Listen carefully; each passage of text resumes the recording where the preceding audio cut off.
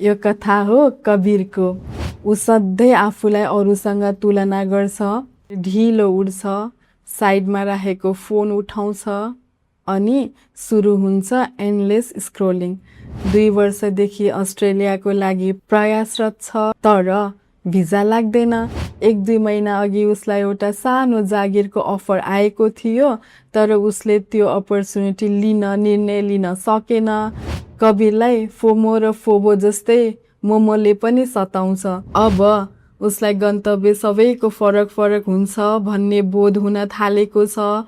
हाम्रो जीवन हाम्रो आफ्नै इन्डिभिजुअल जर्नी हो, त्यसैले आफ्नो तुलना अरूसँग नगर्नुहोस्।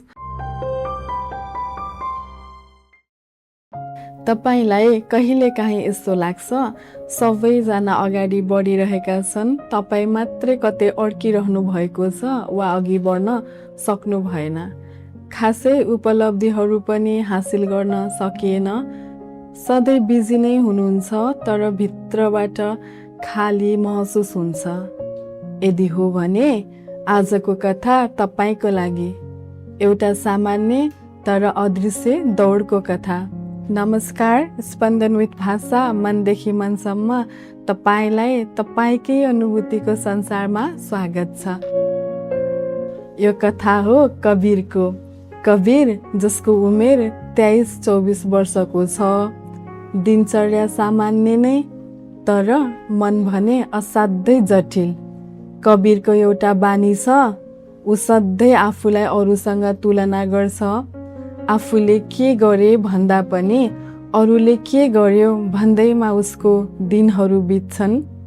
उसको ध्यान आफ्नो क्षमतामा होइन, अरूको उपलब्धिमा अड्किएको छ। बितेको हरेक बिहान जस्तै यो बिहान पनि फरक छैन। उसको लागि उस्तै छ। कबीर ढिलो उड्छ, साइडमा राखेको फोन उठाउँछ अनि सुरु हुन्छ एन्डलेस स्क्रोलिङ। कसैको न्युज, कसैको इङ्गेजमेन्ट, कसैको रिल त कसैको भिजा। कबीरको मन शान्त छैन। म किन यति पछि परे, सबै अगाडि बढिरहेका छन्, म किन अड्किरहे भन्ने कुराले उसको मन खाएको छ। कबीर 2 वर्षदेखि अस्ट्रेलियाको लागि प्रयासरत छ, इन्टरभ्यू दिइसकेको छ, कागजहरू तयार छन्, आशा राखेको छ, तर भिजा लाग्दैन। उसँगैको साथीहरू विदेश पुगे, काम सुरु गरे, PR अप्लाई गरिसके, त्यसैले उसको मन भन्छ म पछि परिसके। आजको समयमा धेरै कबीरहरू छन् जसको चिन्ता चिच्याउने खालको होइन, तर मनभित्रबाट खाइरहने खालको छ। सफ्टेल, सूक्ष्म, निरन्तर र निशब्द खालको। FOMO, fear of missing out. केही छुट्यो कि जस्तो, सबैजना इन्जोय गरिरहेका छन्, म मात्रै रमाउन सकिरहेको छैन। त्यसैले ऊ सधैँ अनलाइन बस्छ। उसको ह्यान्डल र स्टोरिजहरू अपडेट गर्नमै उसको दिन बित्छ। अर्को चिन्ता फियर अफ बेटर अप्सन अथवा फोमो। जस्तै फियर अफ बेटर अप्सनले पनि कबीरको मन खाएको छ। 1-2 महिना अघि उसलाई एउटा सानो जागिरको अफर आएको थियो, तर उसले त्यो अपर्च्युनिटी निर्णय लिन सकेन। उसलाई त्यो सानो जागिरमा अल्झिँदा ठुलो अवसर गुम्छ कि जस्तो लाग्यो। ऊ निर्णयहीन भयो।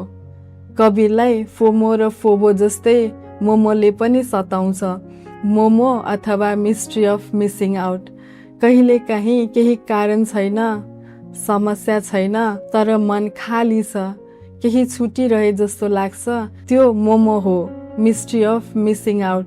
त्यसै अर्को कबीरलाई दुःख दिइरहने कुरा भनेको फोगी छ। फोगी अथवा फियर अफ गेटिङ इन्भल्भ। अब कबीर साथीहरूबाट टाढा हुँदै जान्छ, ग्रुपमा बोल्न पनि मन लाग्दैन, ऊ हिचकिचाउँछ, रिलेसनसिपमा पनि फुल्ली इन्भल्भ हुन डराउँछ, उसलाई कमिटेड हुन मन लाग्दैन। यदि कमिटेड भयो भने आफै हर्ट हुन्छु कि भन्ने भय हुन्छ। आज यहाँ कुरा गरिरहेको फोगी, फोमो, मोमो र र फोबो जस्ता टर्मिनोलोजीहरू आजको समयमा स्पेसल्ली जेनजीको पुस्तामा प्रिभेलिङ एन्जाइटीको स्वरूपहरू हुन्। बदलिदो समयसँगै चिन्ताको स्वरूप पनि बदलिएको भान हुन्छ। मिलेनियलहरूलाई अर्कै चिन्ता थियो, जेनजीको चिन्ताको स्वरूप अर्कै छ, त्यस्तै अल्फाको पक्कै अर्कै हुनेछ। कवीर जस्तै आजको जेनजीहरू पनि बिजी छन्, तर उनीहरूसँग सेटिस्फ्याक्सन छैन। एटेन्सन स्प्यान घटिरहेको छ, खुसी हराउँदै गएको छ।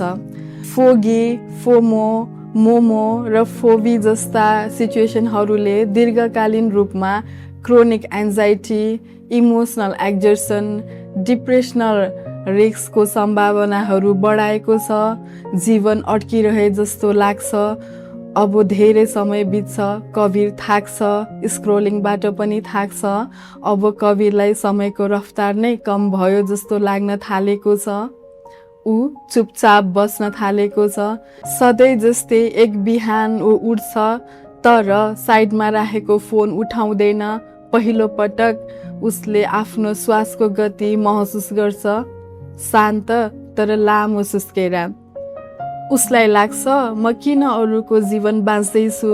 उसलाई लाग्छ यो दौडको अन्त्य नै छैन। ऊ कम्प्यारिजन र दौडमा थाकेको छ। जीवन दौडको प्रतिस्पर्धा होइन, यो व्यक्तिगत जर्नी हो। अब कवीरको परिवर्तनको समय सुरु भएको छ। यो जीवनको घम्साघम्सीमा कवीर थाकेर बसेको छ। अब उसलाई फोनको स्क्रिनले तान्दैन।